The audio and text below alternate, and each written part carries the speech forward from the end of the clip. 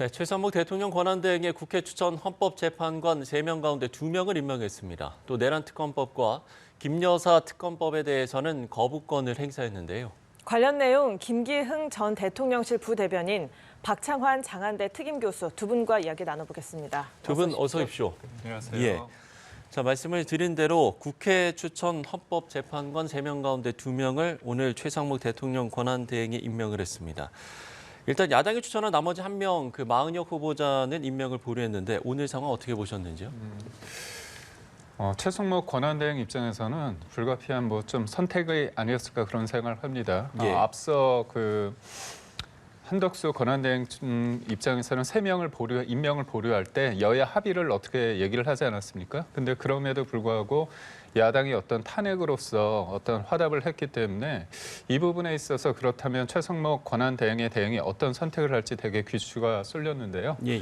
아무래도 이제 여야 합의가 된 사람들은 각각 1명씩 있는데 원래 관행적으로는 여야가 1명씩 하고 1명에 대해서는 합의를 했습니다. 근데 그런 관행을 깨고 민주당이 다수 의석을 점하고 있다고 해서 이제 2명을 추천을 하겠다고 하는 거였죠. 예. 그런 어떤 논란이 있는 와중에 계엄이 선포가 됐고 그 이후에 우원식 의장이 어떻게 보면 지금의 이른바 가르마가 타지지 않은 상황 속에서 안건을 올리고 그거를 좀 강행을 했습니다. 그래서 이제 3명 다 추천이 되고 그다음에 임명이 됐는데 정식으로 본다면 어떻게 보면 공통 분모가 되는 분은 여야 1명씩이거든요. 예. 그런 측면에 있어서 최상목 권한대행의 대행 입장에서는 이제까지 여야가 뭔가 공통 분모로서 한 부분, 이 부분에 대해서는 임명을 하고 나머지 한 부분에 대해서는 여야가 한번 중지를 모아서 만약에 합의가 된다면 그 이후에 임명을 하겠다.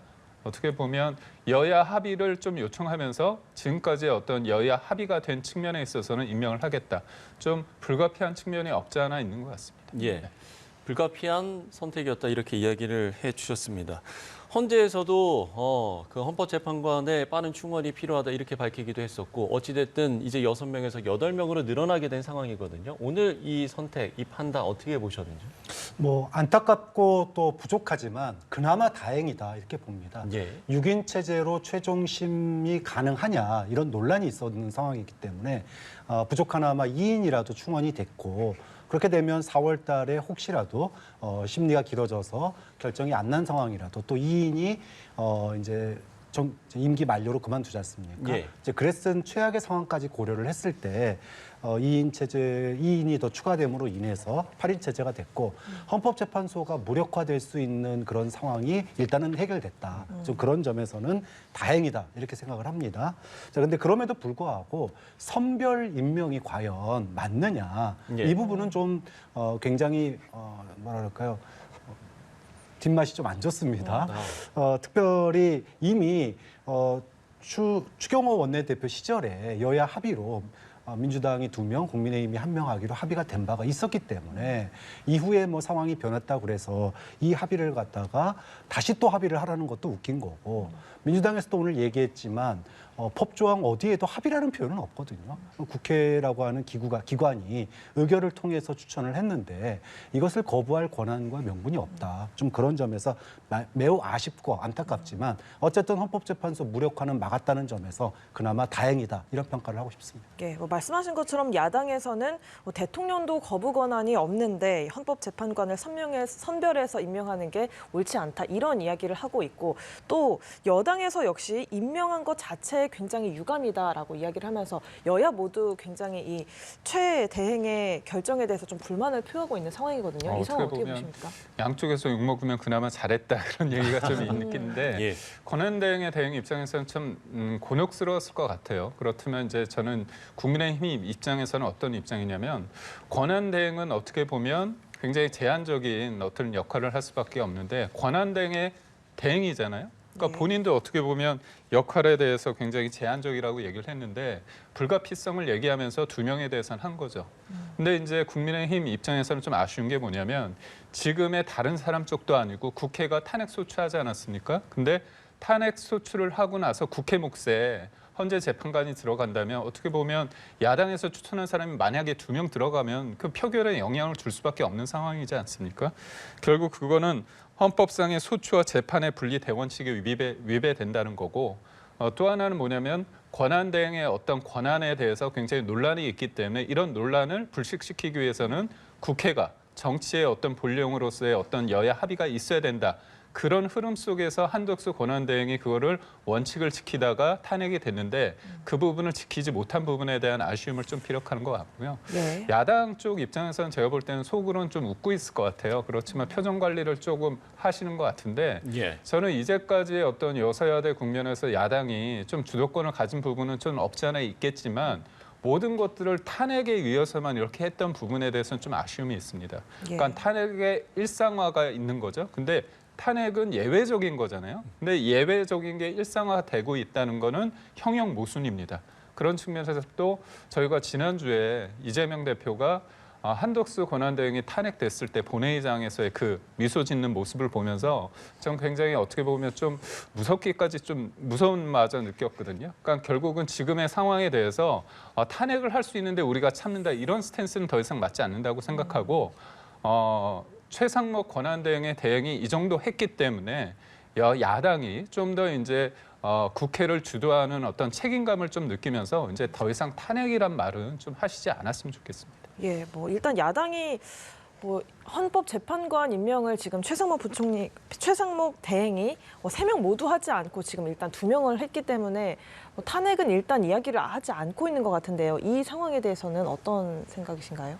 일단은 뭐 줄탄핵의 위기는 일단 넘겼다는 점에서 뭐 국민 전체로 본다면은 그나마 다행이다라고 봐요. 근데 그럼에도 불구하고 굉장히 아쉽다는 얘기를 할 수밖에 없는 게 두 가지 측면이 있습니다. 자, 하나는 기계적 중립이라고 하는 의미에서도 여당이 원하는 것과 야당 또는 국민들이 원하는 것이 어느 정도 기계적인 중립이 지켜졌어야 돼요. 그런데 여당이 요구했던 이 소위 쌍특검에 대해서는 거부권을 행사한 반면에 예. 국민들이 요구하고 또 야당이 원했던 이 헌법재판관 3인에 대해서는 선별 임명을 했거든요. 근데 그 부분이 이제 문제라는 거고요. 또 이로부터 문제가 발생하는 게 만약에 정말로 3인을 다 임명을 했더라면 민주당으로서는 어쨌든 뭐 앞서 말씀하신 것처럼 헌법재판관 임명에 많은 사실은 그 포션을 줬었거든요. 탄핵까지 미뤄가면서 줬었기 때문에 그랬을 경우 내란 특검 같은 경우 제3자 추천 특검으로 어느 정도 좀 협상의 여지를 둘 수 있었는데 네. 지금 이제 소위 말해서 야당 몫으로 추천한 한 분에 대한 이 임명을 또 해야 되는 입장이잖아요. 그러다 보면 소위 말해서 양보할 수 있는 여지 자체가 줄어들게 됐다. 좀 그런 점에서 최상목 권한대행이 예. 오늘 좀 더 중립을 조금 더 기계적인 중립이라도 지켰다면 향후의 정치적인 대화와 타협에 조금 더 가속도가 붙었을 수 있었다. 그런 측면에서 좀 아쉬운 측면도 있다 이렇게 봅니다. 예, 지금 이제 특검법을 이야기해 주셨으니까요. 이 특검법을 거부하면서 결국에는 이제 이유로 든 게 위헌성이 해소되지 않았다. 이제 이게 이유였는데 그럼 앞으로의 국회에서 어떤 재표결 과정 그리고 재의결 과정들은 어떻게 좀 진행이 될 거라고 예상을 하시는지요? 일단은 위헌이라고 하는 거에 대해서 야당이나 국민들이 별로 공감을 못하는 게 예. 과거 박근혜 국정농단 특검 때 그 당시에도 야당이 추천했었거든요. 야당 추천 특검의 사례가 뭐 한두 번이 아닙니다. 그리고 이게 또 헌법재판소에 간 적도 있었어요. 그 당시에 이거는 위헌이 아니다라고 하는 판결까지 있었습니다. 그런데 뭐가 위헌이라는 건지 좀 그런 점에서 결국은 여야의 합의 없이는 아무것도 하지 않겠다라고 하는 게 그것도 법의 범위 테두리 안을 벗어나는 거예요. 정치적으로 풀어야 될 문제가 있고 아닌 문제가 있는데 이제 모든 거를 다 합의를 받아오다 이렇게 얘기를 하니까 좀 논란이 되고 있는 거고 어쨌든 거부권을 행사했으니까 이제는 200표를 얻어야 되는 거 아니겠습니까? 그렇죠. 일단은 200표를 얻는데 야당으로서는 여당의 이탈표를 갖다가 적극 호소하면서 200표를 얻는데 노력을 하겠지만 만약에 200표를 얻지 못한다. 이제 그랬을 경우 또다시 야당 추천 특검으로 갈 건지 아니면 타협의 여지를 둬서 제3자 추천 특검으로 갈 건지. 근데 이제 제3자 추천 특검으로 갈 경우에는 국민의힘도 일부 양보하는 게 있어야 돼요. 지금 뭐 사실은 수사권 논란 오늘도 체포영장을 둘러싸고 공수처가 수사권이 있네 없네 이런 말들이 있는데 사실은 내란 특검이 출범을 하게 되면 이런 논란 자체가 사라지거든요. 그럼 이런 부분들을 국가의 어떤 안정과 좀 질서가 다시 잡히기 위해서는 내란 특검이 빨리 출범할 그런 필요가 있고 그러려면 아까 얘기했던 뭐 헌법재판관 1인에 대한 국민의힘의 양보가 있다면은 예. 이런 부분은 좀 더 빠르게 속도를 낼 가능성도 좀 있다고 봅니다. 예, 재표결 과정부터 만약에 이제 재표결에서 다시 이제 폐기가 됐을 경우에 여야의 협상 과정까지 이야기를 전망을 해주셨는데 앞으로의 과정들 어떻게 좀 전망을 하세요? 사실상 저희 입장은 변하지 않았습니다. 뭐 특검이라 하면 아까 말씀하셨듯이 야당이 추천했던 특검 받은 적이 있다. 물론 있습니다. 그때 근데 전제가 여야 합의였습니다. 다. 그러니까 1999년 이래로 14차례 출범하는 특검이 모두 여야 합의가 있었습니다. 왜냐하면 이게 일방적으로 됐을 때 수사를 받는 사람이나 하는 사람들이 그거에 대해서 인정을 해야 되는 거잖아요. 박근혜 전 대통령의 어떤 특검 관련해 가지고 지금 그리고 탄핵에 대해서 지금 생각하는 분들 중에 그때 어떤 수사와 그때 어떤 언론의 보도 방식에 대해서 좀 일방적이었지 않느냐 그런 생각을 하는 분들이 없지 않아 있습니다. 그렇다면 좀 차분하게 지금 소위 말해서 이제 검찰, 경찰, 공수처, 상설특검, 특검 엄청 굉장히 강하게 휘몰아치고 있지 않습니까? 그렇다면 차분하게 해야 되는데 우선적으로 야당이 추천했을 때는 이게 본인들이 고발해놓고 본인들이 하는 부분에 대해서는 수긍하기 좀 어려운 면이 있고요. 두 번째는 뭐냐면 이게 별건 수사라는 게 뭐냐면요. 수사 과정에서 인지되고 있는 것들은 다 할 수 있습니다. 그게 지금 야당이 지금의 검찰에 대해서 비판하는 대목이 별건 수사였습니다. 근데 본인들은 또 이거에 대해서는 무시를 하고 있고 세 번째는 수사 대상이 너무 광범위합니다. 그래서 대통령이나 김건희 여사가 타겟팅이 아니라 아예 말해서 좀 세게 말하다 보면 뭐냐면 소위 말해서 보수 세력을 괴멸시키고자 하는 국민의힘 그다음에 여러 가지의 어떤 기관들을 다 무력화시키는 상황이기 때문에 이 부분에 있어서는 대수사 대상과 범위에 대해서 논의를 할 수밖에 없고 이 부분에 있어서는 당연히 국민들이 지금의 상황과 좀 지났을 때 조금 상황이 좀 달라질 수 있다고 보거든요. 그래서 문제 있는 부분에 대해서는 저희가 할 말은 해야겠다. 그런 스탠스라 보시면 됩니다. 예, 뭐 이런 가운데 윤석열 대통령에 대한 대통령에 대한 체포영장이 발부가 됐습니다. 현직 대통령으로서 체포영장을 발부받기는 뭐 사상 없었잖아요. 헌정사상 처음이잖아요. 그런데 이 결정이 무려 33시간 동안 법원에서 이 결정을 내리는 시간이 걸렸습니다. 네. 왜 이렇게 오래 걸렸었던 걸까요? 네, 우리가 볼 때는 33시간이죠. 그저께 0시부터 했기 때문에 했는데 그 영장을 발부하는 그 전담 판사가 0시부터 보지는 않지 않습니까? 사실 이거는 어떻게 보면 공수처가 본인들의 수사 의지를 위해서 그 야심한 밤에 그렇게 청구를 한 겁니다. 그래서 실질적으로 판사가 그걸 봤을 때는 제가 볼 때는 뭐 하루 정도 되지 않을까? 하루 정도. 그리고 또 하나는 뭐냐면 굉장히 체포영장이라는 거는 미래라고 하죠. 굉장히 몰래 해야 하는 거 아닙니까? 예. 근데 체포영장을 한다고 다 공개적으로 한 거예요. 이것 또한 어떻게 보면 공수처가 뭔가 하고 있다는 거를 과하게 부각시키기 위해서 그런 어떤 정치적인 의도가 다분하다 그런 생각을 합니다. 그러다 보니까 변호인들도 이 부분에 대해서 문제 제기를 해야 되는 거잖아요. 그러다 보니까 판사 입장에서는 양쪽의 얘기를 들어야 되고 그다음에 다른 사람 또한 아닌 어떤 대통령 아닙니까? 그리고 대통령이 소위 말해서 개인적인 어떤 개인 비리로 의한 게 아니라 본인이 계엄이 필요하다고 생각을 해서 계엄을 발동한 겁니다. 그렇기 때문에 주장하는 바로서는 뭐냐면 이게 국헌 문란의 어떤 고의성이 있느냐, 목적성이 있느냐, 그리고 또 폭동이 아니란 부분이 있기 때문에 이게 단순히 어떤 개인적인 어떤 범죄에 대한 어떤 판단은 아니기 때문에 숙고의 시간은 좀 있었을 수밖에 없다. 예. 그런 측면에서 봤을 때 33시간은 아니지만 뭐 만 하루 정도는 걸린 게 아닐까 싶습니다. 예, 알겠습니다. 지금 윤석열 대통령은 현직 대통령 신분으로 경호를 받고 있는 상황이잖아요. 그렇다면 체포영장 집행이 됐을 때 어떤 어려움 있지 않겠습니까?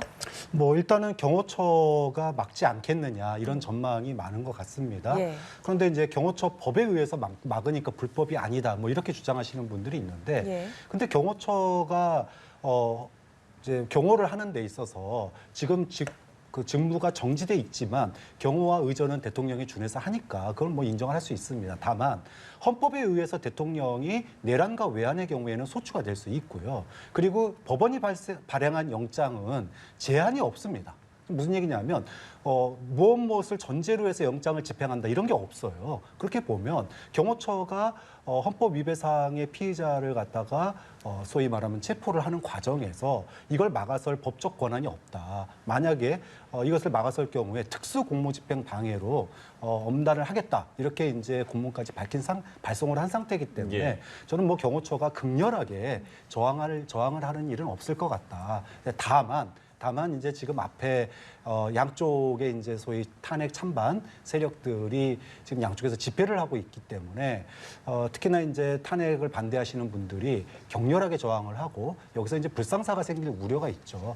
그것 때문에 좀 조심스러운 측면이 있는데 저는 이걸 막기 위해서라도 그동안에 윤석열 대통령이 뭐 경호처 안에 뒤에 숨어 있었지 않습니까? 그런데 지금은 또 지지자들 뒤에 숨어 있는 꼴이 돼버렸어요. 국민들의 충돌 또는 불상사가 생기는 걸 막기 위해서라도 국민의 안전과 생명을 위해서라도 저는 지금이라도 공수처와 협의를 해서 자진 출두하는 형식으로 조사를 받아야 된다. 그게 마지막으로 대통령으로서 할 수 있는 국민을 위한 일이라고 봅니다. 예, 마찬가지 발언 기회 드리겠습니다. 어떻게 보면 그 문재인 정부 때 민주당에서 그렇게 검경 수사권을 하고 공수처법을 통과시키지 않았습니까? 이게 지금 사단이 난 거예요.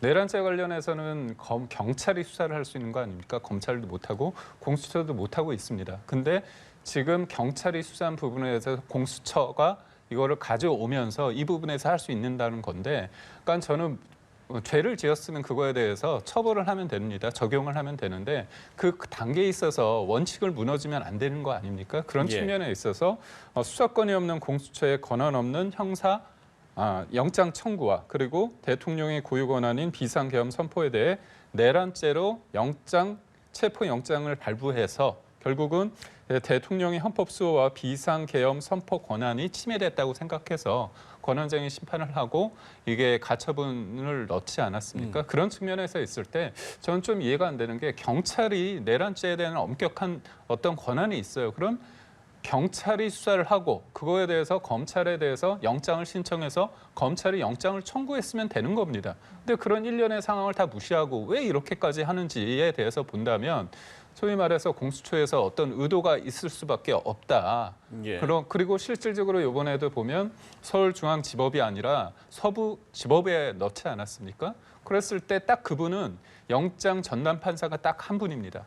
그리고 우리가 법조를 출입했을 때 저도 느꼈지만 서울중앙지법에서 영장이 발부되는 어떤 허들과 어려움과 그냥 남부지법이나 서울지법에 비했을 때 좀 엄격한 면이 있거든요. 그러다 보니까 판사들을 쇼핑한 거 아니냐 그런 지적까지 나오고 있습니다. 예. 다른 사람도 아니고요.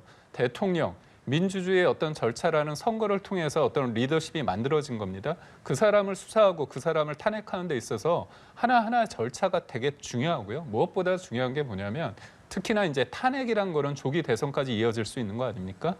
탄핵을 통해서 조기 대선이 온다는 건 이제까지 하나하나의 어떤 민주적인 어떤 절차, 선거를 통해서 했던 그런 방식과 다르게 권력을 교체하는 겁니다. 그렇다 보면 정치가 굉장히 거칠어지고 서로 일종의 전쟁 양상태, 심리적 내전까지 갈 수밖에 없는 상황이거든요.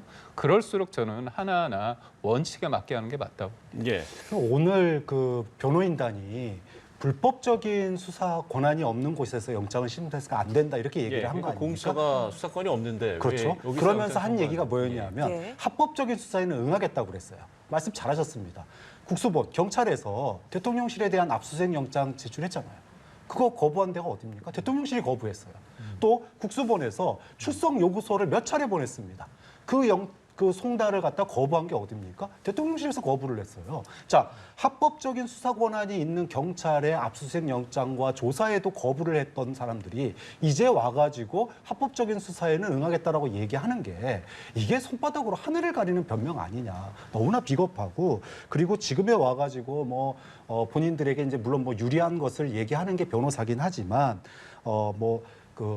서부지법에다가 이제 영장 친거를 가지고 네, 방금 말씀해 주신 그렇죠. 그 뭐 부분인데, 예. 헌법재판관 임명의 뭐 이인이 서부지법 출신이다 뭐 이런 식으로 해서 갖다 붙이는데 논리의 핵심은 이거예요. 즉 국회가 추천하는 3인에 대해서 거부권이 있냐 없냐가 저는 핵심이라고 봐요. 그런데 거부권을 갖다가 사실상 행사를 한 거 이거 자체가 지금 더 큰 사실은 헌법 위반이 될 수 있는 문제인데 이 부분에 대해서는 제대로 얘기하지 않고 굉장히 지역적이고 또 자신들에게 유리한 것만 선별적으로 얘기하는 거 저는 그것이 궤변이라고 봅니다. 예. 지금 이제 대통령인 만큼 앞으로 이제 공수처가 소환 조사로 조율할 가능성은 없겠습니까? 아무래도 지금 말씀하신 것처럼 경호처에서의 입장이 있고 공수처는 어떤 한다면 물리적인 충돌이 불가피할 것 같습니다. 예. 그렇듯 그 과정에서 앞에 또 그 관저 앞에는 또 뭐 수많은 지지자와 어떻게 보면 탄핵을 빨리 하고 수사를 빨리 체포하라 그런 어떤 요구를 하는 사람들이 있기 때문에 그분들의 어떤 물리적인 충돌도 있기 때문에 저는 지금의 상황에 있어서 대통령실이나 그리고 공수처에서 체포는 어떻게 보면 지금 많은 분들이 알고 있는 그런 체포라는 어떤 상이 있는 거고 예. 그 전에 조율할 수 있는 시간과 장소에서 이 부분을 할 수 있는 어떤 저는 부분도 있다고 봅니다. 예, 알겠습니다. 자, 마지막으로 한 가지 더 짚어보면 국회에서 내란 혐의 진상규명을 위한 국정조사 특위가 공식 출범했습니다. 이제 총 45일간 국정조사가 실시될 텐데 글쎄요, 이 국정조사 특위 앞으로 좀 어떻게 진행이 될지 좀 잘 진행이 되겠습니까? 어떻게 보세요? 뭐 한 걸음 한 걸음 다툼이 불가피해 보입니다. 일단 조사 범위를 둘러싸고도 사실은 합의가 아직 잘 안 됐어요. 네. 예를 들면은 지금 뭐 한참 뉴스들 나오고 있는데 2차 계엄 시도 이 부분에 대해서 과연 할 건지 말 건지 그리고 북한에 대해서 공격을 통해 가지고 소위 북풍을 일으키고 그걸 가지고 계엄을 하려고 했던 시도 신북풍에 대해서 국정조사를 할 건지 말 건지 이런 범위를 둘러싸고 하나하나 또 여야 간에 이제 합의가 안 되고 다툼이 벌어질 가능성이 있고요. 예. 이제 무엇보다도 증인입니다. 지금 현재 구속되거나 뭐 이런 분들에 대한 증인은 크게 문제가 되지 않겠지만 예를 들어 윤석열 대통령을 야당에서는 증인으로 앉히려고 할 거고 예. 여당에서는 당연히 안 된다고 뭐 극렬 저항을 할 겁니다. 자, 이렇게 보면 국정조사 가운데서도 굉장히 여야 간의 충돌은 발생할 수밖에 없지 않을까 그렇게 봅니다. 네. 예. 말씀하신 것처럼 국정조사 과정에서 여야가 굉장히 갈등을 빚을 거로 좀 네. 예상이 되는 상황이죠. 그러니까 사실 12.3 계엄에 대한 어떤 진실을 위한 어떤 국정조사면 괜찮은데 이참에 어떻게 보면 물들었다고 노젓는다고 해서 판을 깔려고 하는 어떤 시도가 있을 것 같다는 생각이 드는 거죠. 지금 야당에서 얘기하는 것 중에 저도 좀 납득이 안 되는 게 조사 범위 내 국무총리하고 여당 대표가 공동 담화하는 경위에 대해서 좀 알아보자는 얘기가 있고요. 또 하나가 뭐냐면 또 진상조사 범위가 굉장히 광범위합니다. 그래서 내란, 선전, 선동죄 혐의를 다 해가지고 지금 국민의힘 의원들 관련해가지고 뭔가 고발하고 뭐 그런 부분이 없지 않아 있지 않습니까? 예. 결국 보수의 진영을 괴멸시키고자 하는 어떤 의도가 다분하다 그런 부분이 있고 사실 저희 입장에서는 뭐 반대한다고 반대할 수 있는 게 아닙니다. 4분의 1, 제적의원 4분의 1 정도가 되면 무조건 국정조사가 열리게 됩니다. 예전에 7월인가요? 그 탄핵 청문회가 있지 않았습니까? 그때 저희 국민의힘 쪽에서 1차는 참여를 안 했죠. 그러다 보니까 그쪽에서 진짜 원하는 방식으로 다 했습니다. 뭐 군인을 대상으로 해서 손 들고 밖에 나가서 뭐 발까지 들라 별의별 얘기가 다 있었죠.